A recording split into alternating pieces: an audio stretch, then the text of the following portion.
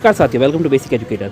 जो भी हमारे साथ ये पीजीटी के एस्पिरेंट्स जुड़े हुए हैं और DSSB की तरफ से पीजीटी की रिक्रूटमेंट का वेट कर रहे थे, उनके लिए एक बड़ी खबर आ रही है। DSSB ने पीजीटी के लिए एक शॉर्ट नोटिस जारी किया है। अभी डिटेल नोटिस आनी बाकी है। तो जिस प्रकार से आप देख पा रहे हैं कि अभी दिल्ली जो सबऑर्डिनेट सिलेक्शन बोर्ड है उसकी वेबसाइट पर अभी डिटेल्ड नोटिफिकेशन यहाँ पर नहीं दिया गया है। नहीं तो यहाँ पर आपका जो वैकेंसी वाला जो पोर्शन होता है, यहाँ पर वैकेंसी एडवर्टाइज वाला पोर्शन, यहाँ पर आपका जैसे ही डिटेल नोटिफिकेशन आएगा वो यहाँ पर शो होना शुरू हो जाएगा। इसके साथ ही मैं बता दूँ कि जो आपका जो ऑनलाइन एप्लीकेशन वाला पोर्टल है DSSB की तरफ से, उसमें भी अभी नोटिफिकेशन नहीं दिया गया है, उसमें भी आ जाएगा। बट शॉर्ट नोटिस DSSB की तरफ से जारी कर दिया गया है। अभी मैं आपको शॉर्ट नोटिस को दिखा देता हूँ। शॉर्ट नोटिस मेरे द्वारा शेयर कर दिया गया था टेलीग्राम चैनल पर। आप अगर हमारे टेलीग्राम चैनल पर नहीं जुड़े हैं तो आप टेलीग्राम चैनल पर सबसे पहले जुड़ जाइए, क्योंकि वहाँ पर खबरें पहले मिल जाती हैं। तो आप देख पा रहे हैं कि DSSB की तरफ से कुछ जो अलग अलग डिपार्टमेंट हैं उसकी तरफ से एक शॉर्ट नोटिस जारी किया गया है। तो उसमें आप देख पा रहे हैं सबसे पहले तो ये सेक्शन ऑफिसर हॉर्टिकल्चर की वैकेंसी है, तो इसकी तो हम बात नहीं करेंगे ज़्यादा।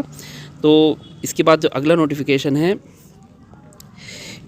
हाँ यहाँ पर देखिए, यहाँ पर पहले तो आपके जो असिस्टेंट टीचर नर्सरी यानी कि जो एनटीटी वाले साथी हमारे, उनके लिए वैकेंसी बहुत ही अच्छी खासी मात्रा में वैकेंसी है। तो आप लोग चाहे तो इसके लिए अप्लाई कर सकते हैं। जिन्होंने एनटीटी किया हुआ है उनके लिए बहुत ही एक बड़ी अपॉर्चुनिटी है। जिस प्रकार से आप जानते हैं कि हर राज्य में नहीं निकलती है एनटीटी की वैकेंसी, जैसे कि हमारा उत्तर प्रदेश है, उत्तर प्रदेश में एनटीटी की वैकेंसी नहीं निकलती है, बट दिल्ली में ये वैकेंसी निकलती है। तो एनटीटी के कैंडिडेट्स भी कम होते हैं, तो उसके लिए बहुत बड़ी वैकेंसी मानी जाती है ये नर्सरी टीचर की वैकेंसी। तो आप लोग इसके लिए अप्लाई कर पाएंगे।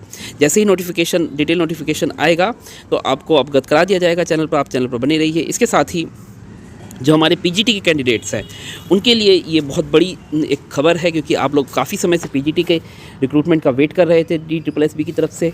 खासकर जो हमारे टीजीटी, पीजीटी और पीआरटी के कैंडिडेट्स हैं जिन्होंने अभी सिलेक्शन भी लिया है, चाहे नवोदय हो चाहे केवी हो, वे लोग भी अभी DSSB की वैकेंसी का वेट कर रहे हैं। तो वे सभी साथी जिनका नहीं हुआ है तो उनके लिए एक बड़ा मौका होता है DSSB की वैकेंसी।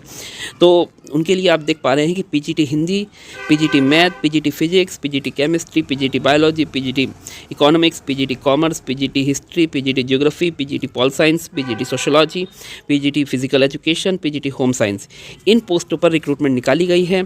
और ये सभी साथियों आप लोगों को पता है 4800 ग्रेड पे यानी कि पे लेवल 8 की जॉब होती है। यहाँ पर आप यहाँ पे कैटेगरी वाइज जो ब्रेकअप है वो देख सकते हैं वैकेंसी का।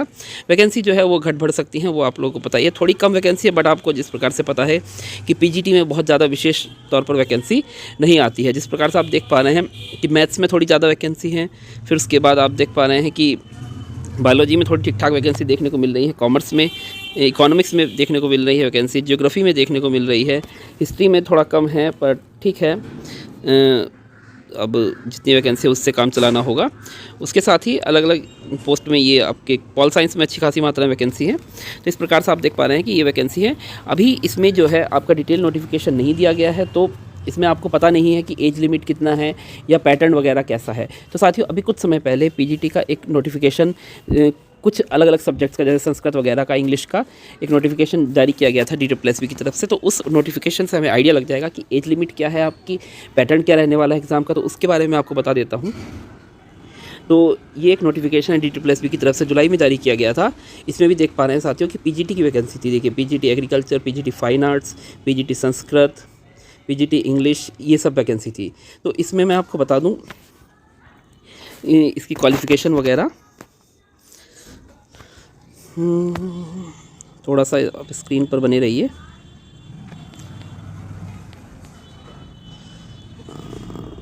देखिए साथियों, जिस प्रकार से पीजीटी इंग्लिश है, तो पीजीटी की जो अन्य सब्जेक्ट की जो शर्तें हैं वो भी बिल्कुल सेम ही रहेंगी। तो आप देख पा रहे हैं कि यहाँ पर जो क्वालिफ़िकेशन दी गई है, आप देख पा रहे हैं क्वालिफ़िकेशन में आपकी क्या रहने वाली है कि जो जिस भी सब्जेक्ट की रिक्रूटमेंट है उसमें आपका पीजी होना चाहिए, master degree in subject concern. यहाँ पे अगर आपका केमिस्ट्री है, फिजिक्स है, जो भी है उसमें आपका मास्टर डिग्री होनी चाहिए। साथ ही degree diploma in training education यानी कि आपके पास बीएड होना चाहिए। बट साथियों इसके साथ ही एक नोट लिखा गया है, qualification mentioned in serial number 2, ये वाला जो है मैं आपको थोड़ा सा पढ़ के बता देता हूँ इसको। जो बीएड वाला क्वालिफिकेशन है उसके बारे में क्या बताया, qualification mention in serial number 2 above, flexible in the case of the candidates having obtain PhD degree in subject consult from recognised university. अगर आपने पीएचडी कर रखा है तो आप अगर बीएड नहीं भी हैं तो आपको रिलैक्स कर दिया जाएगा, कोई मैटर नहीं है, आपके पास पीएचडी है तो बीएड होने की कोई ज़रूरत नहीं है। इसके साथ ही एक क्लॉज और जोड़ा गया है इसमें, having obtain first division in higher secondary post graduation higher secondary degree and post graduation examination, mandatory condition that the candidates will acquire B.Ed BT qualification within a period of not exceeding 3 years from the date of joining of the service। अगर आपने higher secondary अपना BA या BSc और MA या MSc के दौरान अगर तीनों में फर्स्ट डिवीज़न लिया है तो उसमें आपके बीएड वाली कंडीशन को रिलैक्स कर दिया जाएगा। अभी आप फॉर्म फिल कर पाएंगे, साथ ही आप लोग ज्वाइन भी कर पाएंगे, बट कंडीशन एक है कि आपका सिलेक्शन प्रोविजनल रहेगा तब तक जब तक कि 3 साल के अंदर अंदर आप बीएड की डिग्री ऑब्टेन ना कर ले। यानी कि आप जॉब लेने के बाद आप डिस्टेंस मोड से जैसे भी छुट्टी वगैरह लेकर आप अगर बीएड डिग्री ऑब्टेन कर लेते हैं 3 साल के अंदर अंदर तो आपकी सर्विस रेगुलर कर दी जाएगी। तो यहाँ पे एक बहुत बड़ा रिलैक्सेशन दिया गया है उन कैंडिडेट्स के लिए जिन्होंने अभी बीएड नहीं किया हुआ है और पीजी किया हुआ है। तो अगर आपकी थ्रू आउट फर्स्ट डिवीज़न है तो आप अप्लाई कर पाएंगे, सिलेक्शन ले पाएंगे। सिलेक्शन लेने के बाद आप कोई दिक्कत नहीं है, आप छुट्टी लीजिए 2 साल की और उसके बाद बीएड कीजिए, और अगर आपके पास डिप्लोमा वगैरह है तो आप डिस्टेंस मोड से भी बीएड कर पाएंगे। तो एक बहुत ही अच्छा रिलैक्सेशन दिया गया है। इसलिए तो जो भी हमारे पीजी वाले साथी हैं जिनके पास बीएड नहीं है वो भी तैयार हो जाइए, कमर कस लीजिए, आप लोगों को भी इसमें आवेदन करने का मौका मिलेगा। इसके साथ ही साथियों एक क्वेरी आ रही थी, जैसे ही मैंने शॉर्ट नोटिस ये शेयर किया था कि एज लिमिट, तो साथियों मैं एज लिमिट के बारे में बता दूं कि यहाँ पे क्लियरली दिया गया है कि एज लिमिट आपकी बिलो 36 ईयर्स होनी चाहिए। एज रिलैक्सेशन आपको मिल सकता है, जैसे आपको ओबीसी को 3 ईयर्स मिलता है, एससी एसटी को 5 ईयर्स मिल सकता है, तो वो सब एज रिलैक्सेशन अलग मैटर है। अदरवाइज़ आपकी जो मैक्सिमम एज लिमिट है वो 36 ईयर्स है। तो यानी कि 36 साल तक के कैंडिडेट इस पोस्ट के लिए अप्लाई कर सकते हैं। अब कट ऑफ डेट क्या मानी जाएगी, 1 जनवरी मानी जाएगी, 1 जुलाई मानी जाएगी, वो सब अलग मैटर है। अदरवाइज़ आप 36 ईयर्स तक के कैंडिडेट्स इसके लिए अप्लाई कर पाएंगे। तो साथियों अभी आप डिटेल नोटिफिकेशन का वेट कीजिए, बाकी जो डिटेल नोटिफिकेशन में और भी चीज़ें क्लियर हो जाएंगी। बट अभी 6 महीने पहले अगर कोई नोटिफिकेशन आया है उसकी जो शर्तें हैं उम्र की और क्वालिफ़िकेशन की, सेम वही शर्तें इस नोटिफिकेशन के लिए भी रहने वाली हैं। साथियों मैं एग्ज़ाम पैटर्न के बारे में थोड़ी चर्चा कर लेता हूँ। तो एग्ज़ाम पैटर्न इसमें कैसा रहने वाला है वो बता देता हूँ मैं। तो यहाँ पर आप स्क्रीन पर देख पा रहे हैं कि कुछ इस प्रकार से आपका एग्ज़ाम पैटर्न रहने वाला है।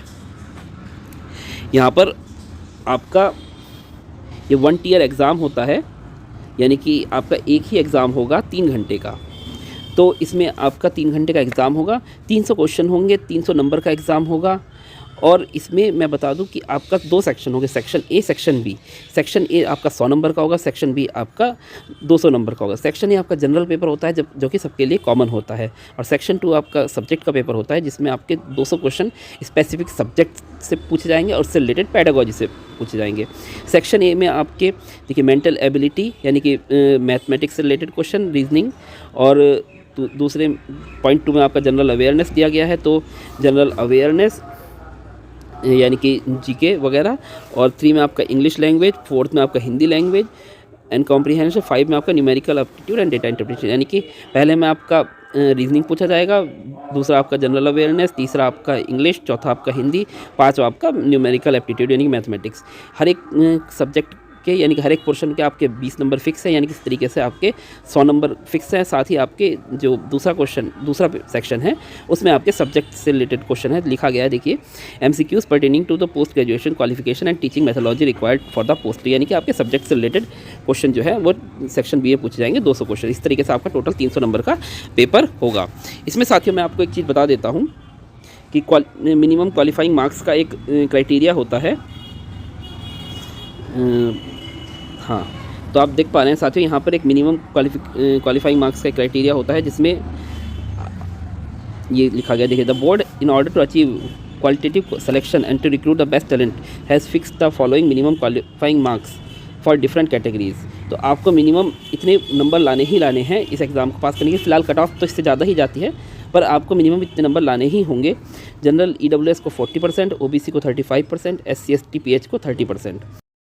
एक्स सर्विसमैन को 5% रिलैक्सेशन मिलता है, subject to minimum of 30% if post is reserve for ex serviceman. मतलब मिनिमम 30%, यानी कि सपोज कोई SC ST का एक्स सर्विसमैन है तो उसे 25% हो जाना चाहिए, नहीं, मिनिमम 30% होना ही चाहिए। तो अगर कोई जनरल का एक्स सर्विसमैन है तो उसका लिए 35% हो जाएगा, OBC का अगर कोई एक्स सर्विसमैन है तो 30% हो जाएगा, SC ST के लिए 30% मिनिमम फिक्स है। तो इस प्रकार से आपको इतने मार्क्स मिनिमम लाने होते हैं। तो अगर जैसे ही आपके साथ ये डिटेल नोटिफिकेशन DSSB की तरफ से जारी किया जाता है, वैसे ही आपके साथ उसको शेयर किया जाएगा और उसको डिटेल्ड जो है चीज़ें डिस्कस की जाएंगी। साथियों आपको मैं बता देता हूं कि आप लोग हमारे साथ जुड़े रहिए। जिस प्रकार से नवोदय की और KVS की भर्ती को फॉलो किया गया था कि DSSB की भर्ती को भी उसी प्रकार से फॉलो किया जाएगा।